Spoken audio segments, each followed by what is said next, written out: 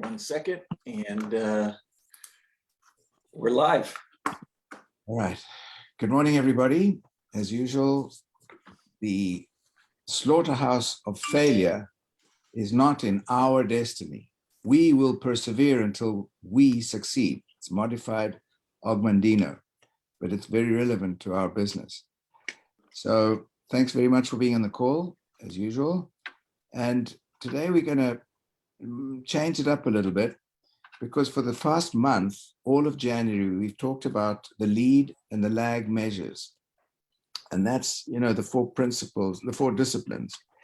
And the lead measures and the lag measures, as we talked about, are the wildly important goals, your lead measures, keep scoreboard, and accountability, being accountable.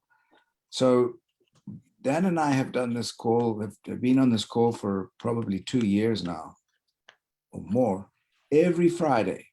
I don't think we've failed one single day, never, not even New Year or anything. And it's good to be on these calls. We feel invigorated when we see you on the calls and so on, and we think, wonder if we're making a difference. So we thought, Dan and I were talking about this and wondering about our own lag measures on this Friday call. Have we been effective? Has anyone really benefited? How has anyone really implemented any of the lead measures in the past month? That's what we focused on. Has anybody really x-rayed their own actions to see what lag measures they need to do or take accordingly? Because it's one thing to sit on cruise control, and it's another thing to actively drive. So what we'd like to do is to make this impactful and meaningful by making it a little bit interchangeable. So what we'd like to do is pick on, or at least find some volunteer somebody at random, just random pick somebody to ask questions about lead or lag or what they've done this month. So Dan, I don't know, would you like to start the ball with pick somebody from our illustrious guests? Yeah. So just to kind of expand on what Lawrence has said, every week we get off these calls and we chat about how it went. Did it go well? We get some good feedback some weeks, some weeks we get no feedback. But more importantly, it's not the feedback that matters. It's what you're doing in your daily lives, in your business, in your personal life, from what we talk about, to actually improve your position and whether or not you're reaching your goals, and whether these concepts are making any sense or they're helpful. And to Lawrence's point about driving versus being a passenger in a car, I got thinking this morning, have you ever driven somewhere and, it could be 2 hours away, it could be 4 hours away, and you get there and you're like, I don't even remember what roads I drove to get here. Or you've been a passenger in somebody's car and they took you someplace and you have to go back there at some point and you realize, I didn't even pay attention to where we were going, so I don't even know how to get there. And so, are people on this call, are they just passengers, sitting by idly because this is what we do on Friday mornings, or is this information actually, useful and being put into practice? I know for myself personally, I've done a number of things. I mean, I wrote out a list this morning of just a few of the things that I'm doing. So I'm utilizing a focused time matrix that I'm going to share with all of you. It's really putting your daily activities and your goals into focus. Are they important? Are they not important? Are they urgent? Not urgent? I've cleaned up my whiteboard. I've made that, tailored that, made that a little bit more concise. Who am I focusing on my team? Am I focusing on the right people to help move that needle towards that lag measure? And we've been incorporating these concepts from the 4 disciplines into our team calls and into our Ruby calls, and kind of incorporating that across the board. I've decided to make 5 more calls per day because I'm going to move the needle, make more contacts, network, things along those lines. I have a lot of calls with people that I don't even approach with the business. from LinkedIn, just people that I find interesting. And, maybe I talk to them for a little bit and we find out there's some commonalities and somebody I can reach out to down the line for, hey, do we have, is there anybody in your network that might be interested in this? I've cleared my desk off. My desk was a mess for months. I'm getting rid of those distractions. I've cleaned everything up. I reorganized so that I don't have those distractions laying around. Tax season's around the corner. I got my taxes done already because I want to get those out of the way so I don't have to focus on those. And then I've shared my goals with a family and team, where I want to be in 6 months, 12 months, 18 months. So these are all concepts that we've been talking about and I've been putting into action. Those are just a few things. There's a lot more, but I don't want to get into that too much. But, sharing with you guys what I've been doing, now it's time for you guys to share with us what you've been doing. So, we'll kind of call out some people. I know Dr. Tierce, he spoke up a little bit earlier, so I'm going to call out Dr. Tierce because I know you're here because you did speak up. So Dr. Tierce, thanks for joining us. And I know you've been on, some of the calls in the last month. I don't think you've been on all of the calls. Probably you have other things going on, but what are some of those things from the 4 disciplines? Those, what are your goals? What are you doing differently to reach those goals, things that we've talked about, and what are you putting into practice? Well, I looked at the 4 disciplines, and I'm getting my lead measure, or I have my lag measures, and I'm trying to implement my lead measures primarily in my practice, so that my entire staff knows what our wildly important goal is, and they're all understanding why they're doing what they're doing. It takes a fair amount of focus and dedication, and there's, as your comments say, there's that whirlwind of life that just goes around you that keeps distracting you away from where you need to go. So it's constantly a struggle to stay focused. So yes, I have been listening.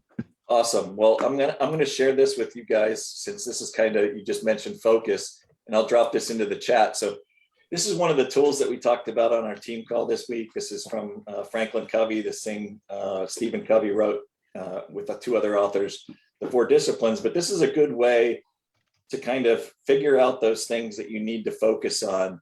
And the important things generally are those things that fall into quadrant 2. They're the not urgent things, but they're the important things.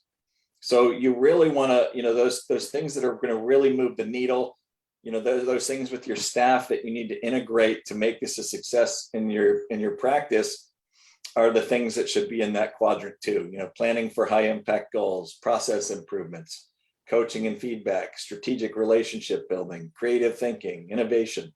Those are all things that aren't urgent, but they're important. And so those are the things that you should really be focusing on and changing, those things that you should be changing in your daily activities to really make sure that you're going to meet your WIG, right? And then all the other stuff, you want to try and get rid of, the things in the Q3 and Q4 in the matrix, because those are the things that are really a waste of time. They're not important. They're not urgent. They're really not going to help you move that needle.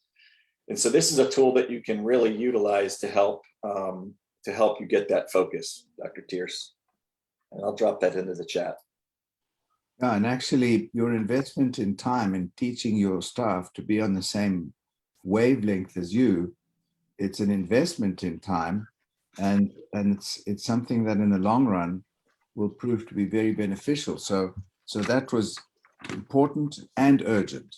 So, as Dan was just saying, the things that are important, things that are urgent, sometimes we do the tax at the last minute and it becomes urgent.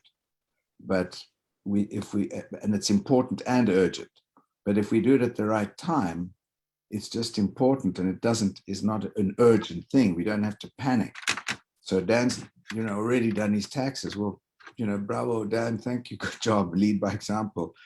And therefore you have peace of mind if you structure your time right, if you're disciplined, if you're organized, these are all things that we always talk about. So, Dr. Tears, good, thank you. And I also just want to mention happy birthday, Dr. Tears. Oh, absolutely. Thank you. Another year older, but hopefully wiser. Yeah, the 40-something birthday. Exactly. 40-something. Dan, would you like to pick on anybody else or volunteer? Let's talk to actually Paige is on the call, and you mentioned earlier before she got on the call that you're the president of her fan club. So let's talk to Paige if you want to come off mute, and we'll chat with you a little bit. Yeah, sure. So what are some of those? What are your, what are you focusing on this year? What are your specific goals for this year? And what are you really focusing on to make sure that you're moving that needle towards your wildly important goal? Well, I'm focusing on using my system and training my teammates on the system that I've used that's very, very successful on LinkedIn. And, I had COVID a couple weeks ago, so I actually shared a day's worth of my schedule with them. And that ended up being about 10 calls that I shared with, Lisa and Vince, for example, and they took the ball and ran with it. And it taught them to practice talking to people, because I do it so much, it's automatic. I could do my spiel in my sleep. I think my 15 and 16-year-old boys can repeat it, with their eyes closed because they've heard it so many times. But it's really just when I'm talking to someone I don't really know, I start out building that relationship with them and asking them things like, where are they at today? And what are they doing work-wise there? And, and then kind of telling them my story and then finding out where they're at in life during that, 10-minute conversation or so. And so they got to practice that several times. And Vince ended up, having a new distributor come on board and, with one of those conversations. So that showed them that what I've been doing and what I've been trying to get them to do actually works, because anything new can be kind of daunting, right? So I've been focusing on that. I've also been focusing on getting people to come to the March 19th event in Boca. And this one lady that Vince had spoken to, he focused on that as well, and she had committed to coming. And then she kind of asked what the next steps were. So we kind of rolled the ball a little, getting her a scanner, et cetera. But our focus is on getting people in front of the information. And, one of the things that comes easily to me is the practice of inviting. So I did that when Nathan Ricks was touring the country. I always put people in front of that information because that's so much bigger than something I can try and explain to them. Outstanding. The way to take massive action, and this is what we've been focusing on our team as well, is really how do we get our team members that we bring into the business, how do we get them up to speed? How do we get them doing those daily activities that we have done to be successful? How do we translate over to them, get them to believe in what we're telling them and putting that into action? And so massive action isn't always about what we do as coaches of our teams, but it's also, massive action is getting our team members to do the same thing that we're doing. Because if we have 4 or 6 people out doing the exact same thing that we do, you get way more action than you or I, Paige, could do on our own. And I love that you said that your 15 and 16-year-olds could give your spiel, because our boys, their bedroom is right in the room next door. And so they hear me all day long, all evening long, doing the same talks. And the other day at dinner, the 11-year-old started talking about the scanner, and he's like, yeah, you don't sell it, you lease it. It's $125 a month. And, and I'm like, oh my God, how many times must I have done that for him to actually pay attention, or, not pay attention to his iPad for 2 seconds and be listening to what I'm saying. So, it's a repetitive thing, and you just keep doing it. And then, it's getting team members on calls with you to hear what you're doing, hear how you're doing it. My conversations aren't the same every time. I kind of tailor my conversations. I get the same facts in, to make Yes. those points, but it's different every time depending on who I'm talking to. So kudos Paige for putting all that stuff into action to help you, hit your goals this year. Yeah, and it's leverage. That's basically what it's all about. It's the massive action is being able to leverage your time many times over. Dee Dee, you've been a very very punctual assistant to Paul, never missed one. That's my goal. Always be punctual. Well, we noticed. It was duly noted. But now, Never miss it. But right. no, what I learned from you guys is just exactly kind of like, look, I honor all of you guys. It was Paige talking about LinkedIn. That is my go-to these days. It's just connecting with people on LinkedIn, writing down what I've done, so I'm accountable for myself, using my whiteboard more, don't let it sit there for 2 or 3 weeks. Every week, change it up, follow it up. And then I started just utilizing more of the New Skin Connect, which is the new app. I don't know how well it is, but I don't use a CRM tool. I used to in the past use one. And I don't really like the ones that are out there, but that's just my own thing. But yeah, I just, for what you guys do on Monday, Wednesday, and Friday, it intrigues me. And I am retired. I do play my golf. And so I dedicate at least, 4 hours a day to this business because it's going to happen. And it's just a lot of fun. Well, thank you. We just wanted to know that hopefully we are making a difference with a positive influence, in other words, because it's tough to be able to just sit and talk to a screen without really having an input and say, well, this was good or this was bad or it was excellent or terrible or this is useful or not. So that's why I thought we'd No, and I think it's also just get out of your own way. And that's one of the things that I try to do on my own is to just pick up the phone and call them. It's just a person. They're going to say yes or no. And if they say no, okay, then go for another no. But the lead measure should be how many calls. Right. What did you achieve with that? What was the result? What went well? What didn't go so well? How can you improve? Because, again, you pick up the phone. We all do pick up the phone and we talk to people, but we need to know, not just by the fact that we may have become distributors, but how did we do? I love to be criticized because it makes one grow. I was a member of Toastmasters, and Toastmasters, man, they'd ask you on the spur of the moment to have a conversation or to make a presentation of something you strongly disagree with, but you've got to talk about it as if you agreed with it to make you think on your feet. And then the number of ums and ahs and where you look out the window and you sort of scratch your throat or whatever, these are all taken into account. So it's important we know if we're being used, if we're being impactful. It's important to know if we're helping to progress, not only what from our little talks on Friday, but everybody else. That's what the whole point of this is to see if you guys are actually progressing. So, Dan, you want to? No, I just want to reiterate. Paige talked about the March 19th event. We've got the May 12th to the 14th event coming up as well. That's a lead measure, right? Or it can be a lag measure if you say, I want to get 20 people there, or if you want to be like Dr. Monzi and get 30 people there. That can be your lag measure, but how are you going to do that? How many people are you going to invite? How many phone calls are you going to do? How many people with your team haven't been out there that you need to get out there? Really, I'm really pushing for the events.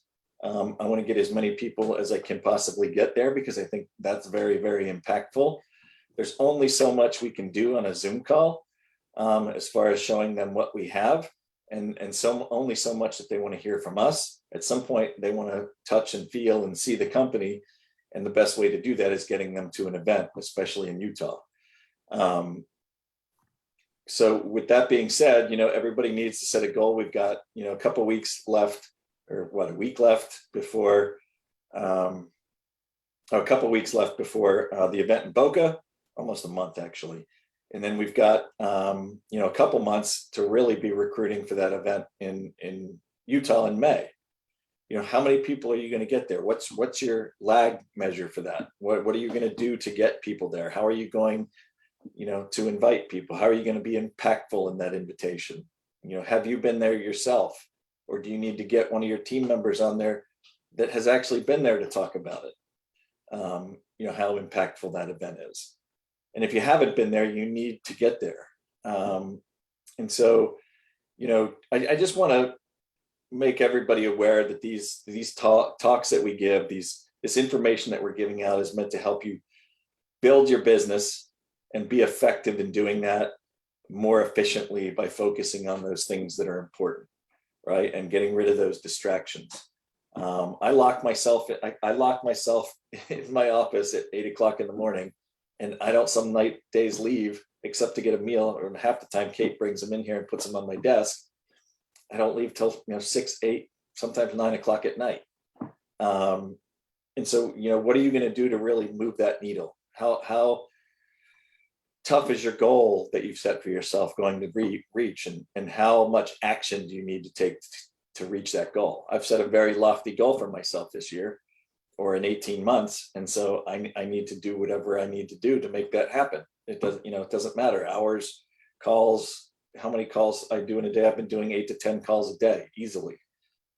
And then, really focusing on those people that we brought into the business and helping them get up to speed quicker, so that they don't fall off. I think that people fall off when they don't see results, like Paige was saying, if they're not doing what we're doing on LinkedIn, it's going to be more difficult for them to see results. And when they don't see results, they tend to get discouraged and start thinking, why did I get involved in this business? Or maybe I can't do this, or, but also, part of that process is helping them set goals. A lot of people don't set goals. And when people do set goals, I think I talked about this last week, only like 15% of them actually if people who set New Year's resolutions by February 1st, only like 15% of people are even still continuing with the resolution.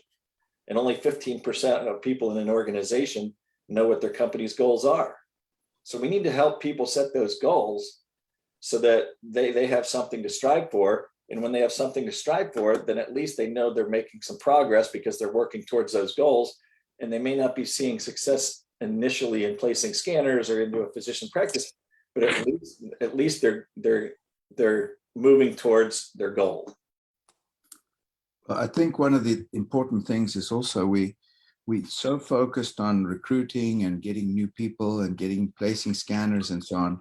And there is a tendency to be kind of one-track minded on that wildly important goal of getting so many scanners and so on, that we don't look at the lag measures of seeing how those scanners are doing. We don't revisit those. The pharma reps and medical device reps probably do revisit the scanners that they've placed, because that's how their business used to work. They'd go to the doctor, and then every month or every couple of weeks they'd go there and say, "Hi doc, how are you doing?" Well, we need to get into more of that as well, because looking over our volumes in genealogy, we'll find that we've got lots and lots of people that are kind of just ambling around, and they need to be encouraged, or we need to tweak, or we need to go and analyze and help and see how we can help them revitalize. And that is part of what a lag measure is about also, is to look back and say, well, you started off with a bang. You had 18 people or 30 people a month on your ADRs, and now you've got 3. Well, what happened? And if we revitalize that, we'll find that we've actually got a gold mine or gold mines in the people that we have recruited that have just kind of gotten a little, I don't say stale, but just a little lost their mojo. So I think that's also a part of what we need to do with enthusiasm, is to look back and go over the people that we have and see how we can help them move forward. Absolutely. Well, Lawrence, Yeah. it's 3 till 10. I have to actually jump off and do a scanner integration meeting. Any other questions before we sign off today? And don't all speak at once. Yeah, well, we can only answer one question at a time. Does anybody have any comments? Come on, guys. Anybody Yeah. got a comment about anything? Yes. I know what it's like to sit and talk to the screen, and you put your heart and soul into it, and you kind of go, okay, did I make any difference? Having you two inspire me on a weekly basis and helping me to stay focused and on track helps me with my consistency. So keep it up, guys. It's very good. Thank you, Dr. Tears. Thank you. Yeah, also, I've been following all your calls, obviously, and you were very instructive with the going over the 4 disciplines over those weeks. But I'm a little bit of a slow learner. And so now I'm about 2/3 through the book. And what I want to encourage you guys is don't expect everyone to just, it happens immediately. I have been implementing with Dee Dee and our team. We've got a Ruby call going now, and we're implementing, the WIG and the disciplines. So this is absolutely going to have an impact on our team.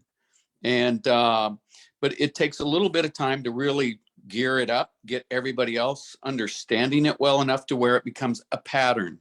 Because once it becomes a pattern, then you've done it. But it does take a little bit of while. It takes a little while to process it, understand it well enough.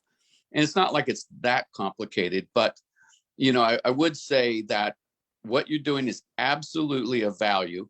All of us are listening, and many of us are implementing already. And I think we're going to see, results here over the next coming months. Thank you, Jim. This year is going to be the best year ever if we really focus on it and we guide everybody to go to the events that are in place in Utah and in Boca. And there's a system in place. The products are there. We've got so much excitement, and also the timing couldn't be better, because we've got a lot of professional healthcare professionals, whether they're pharma reps, medical reps, doctors, and everybody else, who have now understood that don't have to have a JOB. They don't have to have the reliability on something that is unreliable, which is a job. And they can now think about having their own businesses and their own futures in their own hands. And this is something that I think is fertile ground right now for us to really focus on and make the business really expand. I think we've got incredible possibilities for everybody to incredible possibilities this year. Dan had to get off on his thing.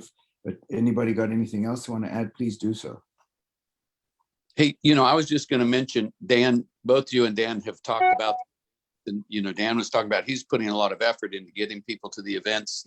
This week I asked Scott, I said, hey, Scott, what percent of prospects that come out, doctors and whatnot that come out to the event in Provo, what percent would you say implement in their practice? I'm thinking it's probably as high as 95%.